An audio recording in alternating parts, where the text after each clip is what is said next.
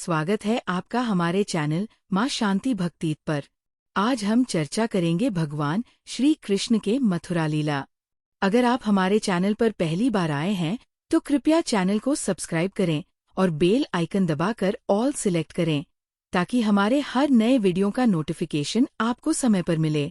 कृष्ण और बलराम को मथुरा लाने के कंस के आदेश का पालन करते हुए अक्रूर ने अपना रथ तैयार किया और गोकुल के लिए रवाना हुए। यात्रा करते समय वे हर कदम पर कृष्ण की दिव्य उपस्थिति महसूस कर सकते थे। गोकुल पहुंचने पर अक्रूर ने रास्ते में कृष्ण के कमल के पैरों के निशान देखे, जिसने उन्हें अपार भक्ति से भर दिया। दृश्य को देखकर अभिभूत होकर उन्होंने उस जमीन को गले लगा लिया जहां पैरों के निशान थे। गोकुल से मथुरा की यात्रा के दौरान ग्वालबालों ने कृष्ण के नामों का जाप करना शुरू कर दिया और कृष्ण और बलराम को जाने से रोकने की कोशिश करते हुए रोने लगी। गोपियों का कृष्ण के प्रति प्रेम और लालसा स्पष्ट थी और उनके दुख ने अक्रूर को गहराई से द्रवित कर दिया। मथुरा वापस जाते समय अक्रूर यमुना नदी में स्नान करने के लिए रुके। दिव्य रूप पारलौकिक सौंदर्य से चमक रहे थे। जब अक्रूर नदी से निकले तो उन्होंने कृष्ण और बलराम को फिर से रथ पर बैठे देखा। तब उन्होंने भगवान वासुदेव को उनकी 4 भुजाओं के साथ और देवताओं को उनकी वंदना करते हुए देखा। विस्मय से अभिभूत अक्रूर ने अपने हाथ जोड़े और दबी हुई आवाज में सर्वोच्च भगवान से प्रार्थना करने लगे।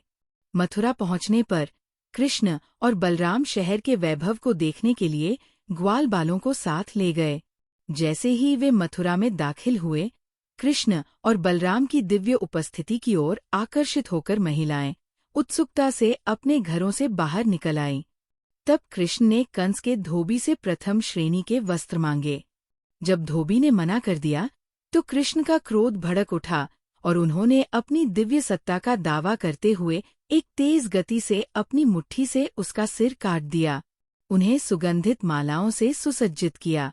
सुदामा ने उनके सम्मान में प्रार्थना और मंत्रोच्चार करते हुए उनकी बहुत पूजा की। दोनों भगवानों ने कृपापूर्वक उन्हें वांछित आशीर्वाद दिया और फिर आगे बढ़ गए। इसके बाद कृष्ण और बलराम अखाड़े में पहुंचे जहां उनके सामने एक भव्य धनुष रखा था। सहज शक्ति के साथ कृष्ण ने धनुष उठाया, उस पर डोरी चढ़ाई और एक पल में उसे आधे में तोड़ दिया। कुश्ती के मैदान के द्वार पर उनका सामना क्रूर कुवलयापीड हाथी से हुआ। जानवर के हमले से विचलित हुए बिना कृष्ण ने हाथी के एक दांत को उखाड़ा और उसे मार डाला।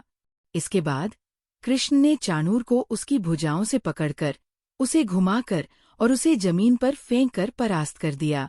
इसके बाद कृष्ण ऊंचे राजसी मंच पर चढ़ गए, कंस को बालों से पकड़ लिया, उसे कुश्ती के अखाड़े के फर्श पर फेंक दिया और स्वयं उस पर गिर पड़े। इस निर्णायक क्षण में कंस का अंत हो गया। कंस की मृत्यु के बाद कृष्ण और बलराम माता देवकी और वासुदेव के पास गए।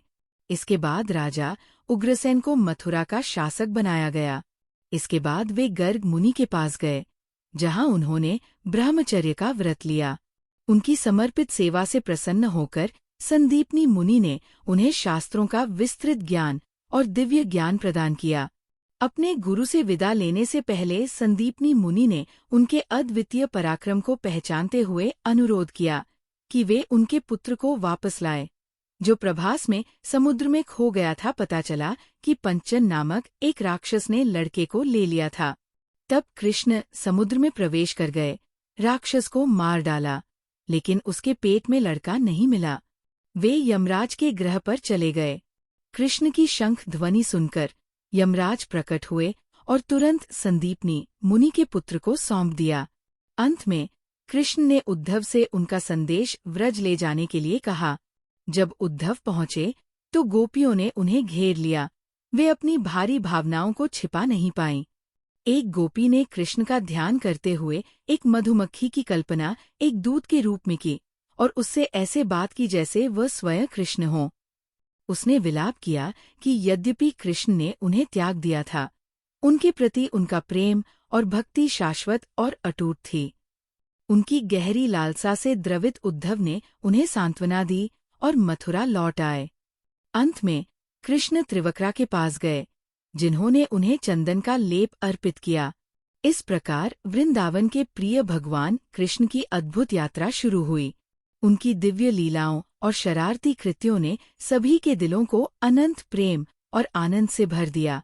उन्होंने बुराई पर अच्छाई की अंतिम जीत का मार्ग प्रशस्त किया। माँ शांति भक्ति चैनल देखने के लिए धन्यवाद।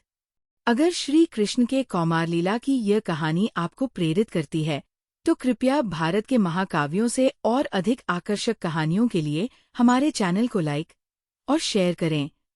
भगवान श्री कृष्ण के जीवन की और कहानियों के लिए हमारी playlist God Shri Krishna life history को जरूर देखें। हरे कृष्ण।